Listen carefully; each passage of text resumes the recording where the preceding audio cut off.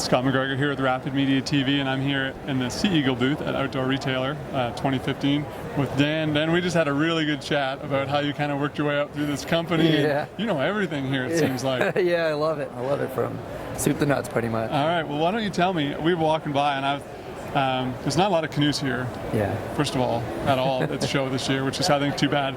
But there's nothing quite like this canoe here, that's for sure. Thanks, we appreciate it. So tell me a bit about how you've created this inflatable this boat. Like, this is really great. Well, actually, the creator is Cecil Hogue. He's right over here, and he built this from scratch using the drop stitch technology. So the thing about drop stitch is it allows you to take an inflatable and inflate it to quite high pressure. This one could go up to about 12, 15 psi, but we feel 12 is more than sufficient. Which if you don't know drop stitch technology, 12 pounds is rock hard. Yeah, it's rock hard, basically. Yeah. Basically, think of it, a pull float doesn't have any fibers in it, so it just bands out like a balloon.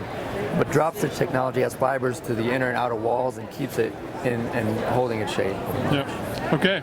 So in drop stitch, if people again aren't familiar with it, it's what they're using in inflatable stand-up paddleboards, absolutely. right? So you've taken that technology and shaped it into a 16-foot boat. Absolutely. Another canoe. 16-foot canoe. Yep. That packs down to be just a little bit larger than a sleeping bag.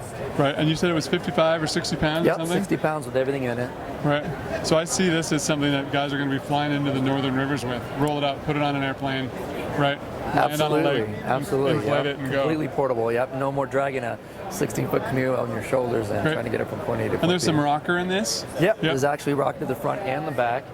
Also, there are plastic molds on the front and the back, and a removable skeg on the bottom of it for those who aren't real proficient at paddling skills. Right.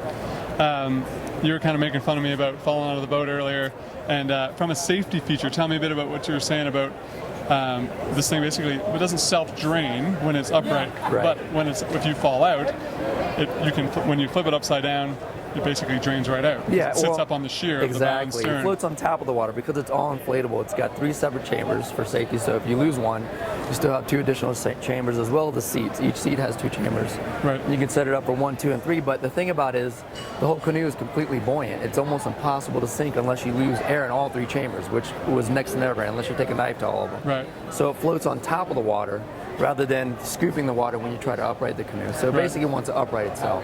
Right. Might be the easiest canoe ever to do a canoe rescue with. I think so. Right on. Is this a prototype, or are you guys ready to ship these? We are ready to ship these, yeah. And how much, and where can I find out more the info? retail is about $24.99. Okay. And you can find more info at seaeagle.com. Dan, have a wonderful show. This has been really great. Appreciate it. It was nice meeting you. Scott McGregor here in the Sea Eagle booth, or I guess Canoeroots magazine, hoping you paddle forever.